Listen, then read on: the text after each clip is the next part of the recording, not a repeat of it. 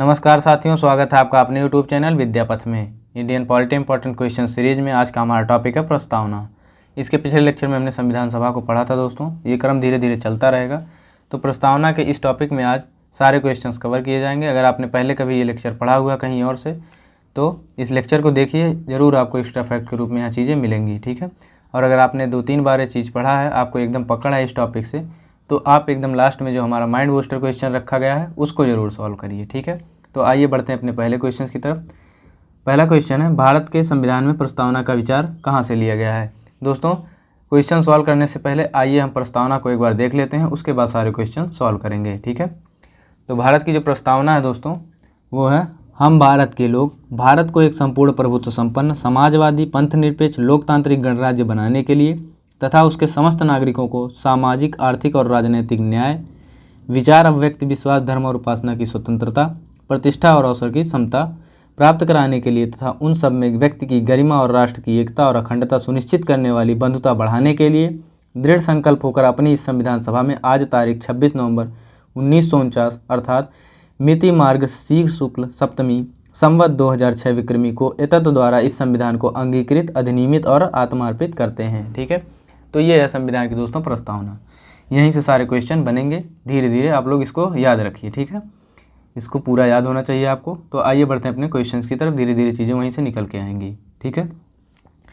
पहला क्वेश्चन है, भारत के संविधान में प्रस्तावना का विचार लिया गया है। दोस्तों, प्रस्तावना का जो विचार है वो यूएसए के संविधान से लिया गया है। यूएसए दोस्तों ऐसा पहला देश है जिसने अपने संविधान में प्रस्तावना को लागू किया था, ठीक है। नेक्स्ट क्वेश्चन है, भारतीय संविधान में प्रस्तावना की भाषा का विचार कहाँ से लिया गया है। दोस्तों, प्रस्तावना तो अमेरिका से लिया गया है, लेकिन जो प्रस्तावना की भाषा है वो ऑस्ट्रेलिया की संविधान से लिया गया है, ठीक है। नेक्स्ट क्वेश्चन है, भारतीय संविधान के किस भाग को उसकी आत्मा कहा जाता है। देखिए, प्रस्तावना को दोस्तों संविधान की आत्मा कहा जाता है, ठीक है। और ये किसने कहा था, तो नाम नोट करेंगे, डॉक्टर ठाकुरदास भार्गव, ठीक है। डॉक्टर ठाकुरदास भार्गव ने प्रस्तावना को संविधान की आत्मा कहा है, ठीक है। नेक्स्ट क्वेश्चन है, संविधान की प्रस्तावना शुरू होती है। संविधान की प्रस्तावना किन शब्दों से शुरू होती है, तो दोस्तों अभी हमने देखा, हम भारत के लोग शब्दों से संविधान की प्रस्तावना शुरू होती है। नेक्स्ट क्वेश्चन है, भारत एक धर्मनिरपेक्ष राष्ट्र है दोस्तों, जो कि प्रस्तावना में इसकी चर्चा की गई है। नेक्स्ट क्वेश्चन है, भारत एक गणतंत्र है, इसका अर्थ है, भारत एक गणतंत्र है, इसका अर्थ है कि भारत में वंशानुगत शासक नहीं है। यहाँ पर जो भी शासक होते हैं उनका निर्वाचन जनता द्वारा किया जाता है, ठीक है, प्रत्यक्ष या अप्रत्यक्ष रूप से। नेक्स्ट क्वेश्चन है, भारतीय संविधान की उद्देशिका के संबंध में निम्नलिखित में से कौन सा कथन सही नहीं है। पहला कथन है, उद्देशिका संविधान का एक भाग है, ठीक है, तो बिल्कुल सही है, उद्देशिका संविधान का एक भाग है। ये 1973 में केशवानंद केस में कहा गया था, ठीक है, केशवानंद भारती केस में ये कहा गया कि उद्देशिका संविधान का एक भाग है, तो पहला कथन सही हो गया। दूसरा कथन है, इसमें संविधान के उद्देश्य का उल्लेख है, बिल्कुल सही है, इसमें स्वतंत्रता, समता और न्याय जैसी बातें की गई हैं, तो संविधान के उद्देश्यों की भी चर्चा उद्देशिका में मिलती है, ठीक है। तीसरा कथन है, 1976 में उद्देशिका में समाजवादी शब्द जोड़ा गया था, बिल्कुल सही है, 42वें संविधान संशोधन 1976 में उद्देशिका में समाजवादी, पंथ निरपेक्ष और अखंडता शब्द जोड़ा गया था, 3 शब्द, ठीक है। चौथा कथन है, शब्द पंथ निरपेक्ष सदैव उद्देशिका का एक अंश था, बिल्कुल गलत है दोस्तों, 42वें संविधान संशोधन 1976 में ये जोड़ा गया कि पंथ निरपेक्ष, समाजवादी और अखंडता शब्द 3 नए जोड़े गए थे, ठीक है। तो ये ऑप्शन सही हो जाएगा, जो कि गलत है, ठीक है, ये गलत है दोस्तों। नेक्स्ट क्वेश्चन है, भारतीय संविधान को संविधान सभा द्वारा अंगीकृत किया गया था, कब किया गया था, अभी हमने देखा था प्रस्तावना में 26 नवंबर 1949 को अंगीकृत, अधिनियमित और आत्मार्पित किया गया था, ठीक है। नेक्स्ट क्वेश्चन है, संविधान की प्रस्तावना में कितनी बार संशोधन किया जा चुका है। दोस्तों, एकमात्र बार संशोधन किया गया है, सिर्फ एक बार, और वो कब, 42वां संविधान संशोधन 1976, ठीक है, 1976 में 42वें संविधान संशोधन द्वारा एक बार संशोधन किया गया था, जिसमें 3 नए शब्द जोड़े गए थे, नोट कर लीजिएगा, समाजवादी, पंथ निरपेक्ष और एक शब्द कौन था दोस्तों, तो अखंडता। तो ये 3 शब्द नए जोड़े गए थे प्रस्तावना में, ठीक है। नेक्स्ट क्वेश्चन है, भारत के संविधान की प्रस्तावना में प्रथम संशोधन कब किया गया। 42वें संविधान संशोधन द्वारा 1976 ईस्वी में पहली बार संशोधन किया गया था। ठीक है, नेक्स्ट क्वेश्चन है, किस वाद के फैसले में सर्वोच्च न्यायालय ने सर्वप्रथम घोषित किया कि उद्देशिका संविधान का हिस्सा नहीं है? दो चीज़ें नोट करिए, दो चीज़ों में विवाद चल रहा था दोस्तों कि उद्देशिका संविधान का भाग है या नहीं और उसमें संशोधन किया जा सकता है या नहीं। ठीक है, तो दो कॉलम बना लीजिए, एक तो है आपका भाग है या नहीं, और दूसरा है संशोधन किया जा सकता है या नहीं। ठीक है, तो जो दोस्तों केशवानंद भारती केस था उसमें ये कहा गया कि प्रस्तावना संविधान का भाग है और इसमें अगर भाग है तो इसमें संशोधन भी किया जा सकता है। बेरूबारी यूनियनवाद जो कि 1960 में दोस्तों हुआ था, इसमें कहा गया कि प्रस्तावना संविधान का भाग नहीं है, अतः उसमें संशोधन भी नहीं किया जा सकता। ठीक है, केशवानंद भारती मामला कब आया था दोस्तों? 1973 ईस्वी में। ठीक है, तो इस प्रकार 1960 में कहा गया कि प्रस्तावना संविधान का भाग नहीं है और भाग नहीं है तो उसमें संशोधन भी नहीं किया जाएगा। और केशवानंद भारती मामले में 1973 में कहा गया कि प्रस्तावना संविधान का भाग है, अगर भाग है तो उसमें संशोधन भी किया जाएगा, लेकिन इसके मूल ढांचे में परिवर्तन नहीं होगा, मूल ढांचे में कोई परिवर्तन नहीं होगा। ठीक है, तो ये चीज़ें कही गई थी। उम्मीद करता हूँ आपके समझ में आया होगा। आइए बढ़ते हैं नेक्स्ट क्वेश्चन की तरफ। नेक्स्ट क्वेश्चन है, भारत के संदर्भ में धर्मनिरपेक्ष शब्द का सही अर्थ क्या है? धर्मनिरपेक्ष का अर्थ है कि भारत में राज्यों का अपना कोई धर्म नहीं है। ठीक है, अपना कोई धर्म नहीं है, राज्य किसी भी धर्म को सपोर्ट नहीं करता है, बल्कि संविधान में यह उल्लेख किया गया है कि कोई भी व्यक्ति किसी भी धर्म को मानने के लिए स्वतंत्र है। ठीक है, उसका प्रचार प्रसार भी कर सकता है। आगे हम लोग इसको मूलभूत अधिकार वाले लेक्चर में पढ़ेंगे। ठीक है, तो भारत का अपना कोई धर्म नहीं है, ना वो किसी धर्म को सपोर्ट करता है, ना उसकी कोई निंदा करता है। ठीक है, तो ये धर्म से तटस्थ है, इसका धर्म से कोई मतलब नहीं है। ठीक है, नेक्स्ट क्वेश्चन है, किसने प्रस्तावना को संविधान की जन्म कुंडली कहा है? तो कोई मुंशी ने दोस्तों प्रस्तावना को संविधान की जन्म कुंडली कहा है। ठीक है, नेक्स्ट क्वेश्चन है, किसने प्रस्तावना को पहचान पत्र कहा है? तो N.A. पालकीवाला ने प्रस्तावना को संविधान का पहचान पत्र कहा है या परिचय पत्र कहा है। ठीक है, नेक्स्ट क्वेश्चन है, सर्वसम्मति से उद्देश्य प्रस्ताव कब पारित किया गया? उद्देश्य प्रस्ताव आया कब था दोस्तों? तो उद्देश्य प्रस्ताव आया था 13 दिसंबर 1946 को। किसके द्वारा लाया गया था? तो जवाहरलाल नेहरू द्वारा ये उद्देश्य प्रस्ताव संविधान सभा में 13 दिसंबर को लाया गया था और इसे पारित किया गया 22 जनवरी 1947 को सर्वसम्मति से। ठीक है, नेक्स्ट क्वेश्चन है, संविधान की उद्देशिका में वर्णित नहीं है। संविधान की उद्देशिका में क्या वर्णित नहीं है? विचार की स्वतंत्रता, आर्थिक स्वतंत्रता, अभिव्यक्ति की स्वतंत्रता और विश्वास की स्वतंत्रता। दोस्तों संविधान की उद्देशिका में 5 प्रकार की स्वतंत्रता दी गई है। ठीक है, कौन कौन सी? विचार, अभिव्यक्ति, विश्वास, धर्म और उपासना की स्वतंत्रता, जबकि आर्थिक स्वतंत्रता की बात नहीं की गई है। तो ऑप्शन बी इसका सही उत्तर हो जाएगा। नेक्स्ट क्वेश्चन है, प्रस्तावना में संविधान का निहित है। प्रस्तावना में संविधान का मूल दर्शन हमको देखने को प्राप्त होता है।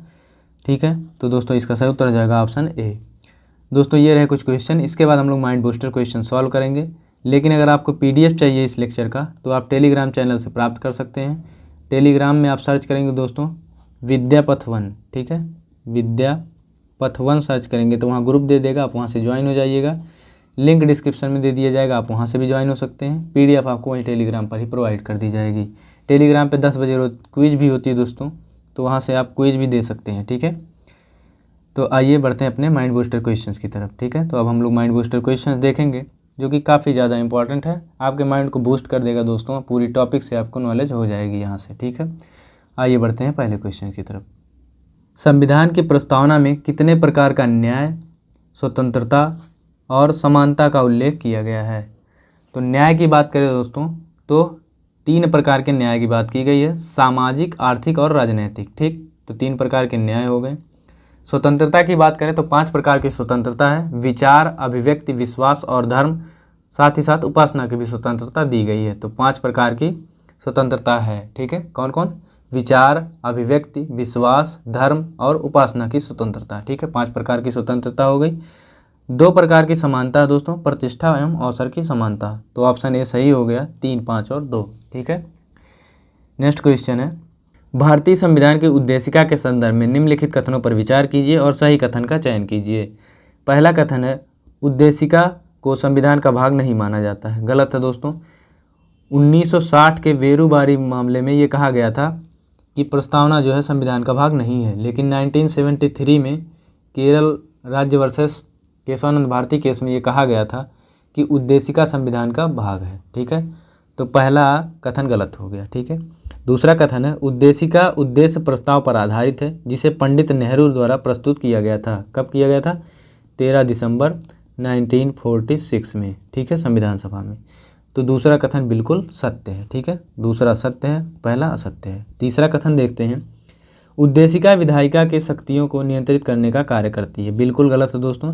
उद्देशिका संविधान का एक परिचय पत्र के रूप में है बस, ना कि वो विधायिका या कार्यपालिका की शक्तियों को नियंत्रित करता है। तो इस प्रकार केवल 2 इस प्रश्न का सही उत्तर हो जाएगा। ठीक है, केवल 2 इस प्रश्न का सही उत्तर हो जाएगा। ठीक है, उम्मीद करता हूँ चीज़ें समझ में आ रही होंगी। अगर वीडियो दोस्तों पसंद आ रही है तो चैनल को सब्सक्राइब कर लीजिए और लाइक शेयर करते रहिए।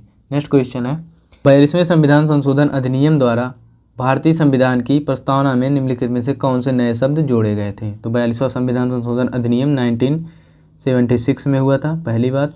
दूसरी बात, इसमें 3 शब्द जोड़े गए थे, समाजवादी, पंथनिरपेक्ष और अखंडता। तो यही 3 शब्द हैं जो कि संविधान की प्रस्तावना में 1976 ईस्वी में जोड़े गए हैं। तो इस प्रकार ऑप्शन सी इसका सही उत्तर हो जाएगा, 1, 2 और 3। ठीक है, नेक्स्ट क्वेश्चन है, भारतीय संविधान की प्रस्तावना के संदर्भ में निम्नलिखित में से कौन सा क्रम सही है? ठीक है, तो जब आप लोग संविधान की प्रस्तावना पढ़ेंगे उसमें लिखा है, हम भारत के लोग भारत को संपूर्ण प्रभुत्व संपन्न, समाजवादी, पंथनिरपेक्ष, लोकतंत्रात्मक गणराज्य बनाने के लिए। ठीक है, तो इस प्रकार ऑप्शन डी इसका सही उत्तर हो जाएगा और यही सही क्रम है।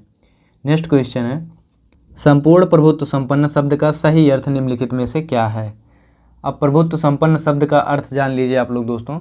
कोई भी देश किसी अन्य देश पर आश्रित नहीं है, अर्थात वह स्वतंत्र है अपने आंतरिक या बाह्य मामलों के निर्णय लेने के लिए। ठीक है, तो भारत देश संपूर्ण प्रभुत्व संपन्न है, इसका यही अर्थ है कि वह आंतरिक और बाह्य मामलों में स्वतंत्र निर्णय लेने की शक्ति रखता है। ठीक है, नेक्स्ट क्वेश्चन है, भारत के संविधान के संदर्भ में सामाजिक, आर्थिक, राजनैतिक न्याय का उल्लेख निम्नलिखित में से किन उपबंधों में हुआ है? एक तो आपने देखा संविधान की उद्देशिका अर्थात प्रस्तावना में सामाजिक, आर्थिक, राजनीतिक न्याय की बात की गई है। ठीक है, दूसरा राज्य के नीति निदेशक तत्व अर्थात डीपीएसपी में भी दोस्तों सामाजिक, आर्थिक, राजनीतिक न्याय की बात की गई है। राज्य के नीति निर्देशक तत्व अनुच्छेद 36 से 51 तक हैं, जिनमें दोस्तों अनुच्छेद 38 में कहा गया है कि राज्य लोक कल्याण की अभिवृद्धि के लिए सामाजिक व्यवस्था बनाएगा एवं सुरक्षित रखेगा ताकि सामाजिक, आर्थिक, राजनीतिक न्याय मिल सकें। ठीक है, तो यहाँ पर भी सामाजिक, आर्थिक, राजनीतिक न्याय की बात की गई है। तो ऑप्शन 1 और 3 अर्थात कथन 1 और 3 सही है, तो इसमें ऑप्शन सही हो जाएगा आपका ऑप्शन बी। ठीक है, तो ऑप्शन 1 और 3 अर्थात उद्देशिका और डीपीएसपी में सामाजिक, आर्थिक, राजनीतिक न्याय की बात की गई है। ठीक है, उम्मीद करता हूँ चीज़ें आपके समझ में आ रही होंगी दोस्तों। तो आप लोग इस चैनल से जुड़ जाइए, यहाँ पर आपको काफ़ी चीज़ें बताई जाएंगी जो आपको अन्य लोगों से 2 कदम आगे रखेगा। ठीक है, तो इस तरह के क्वेश्चन सॉल्व करना आपको ज़रूरी है।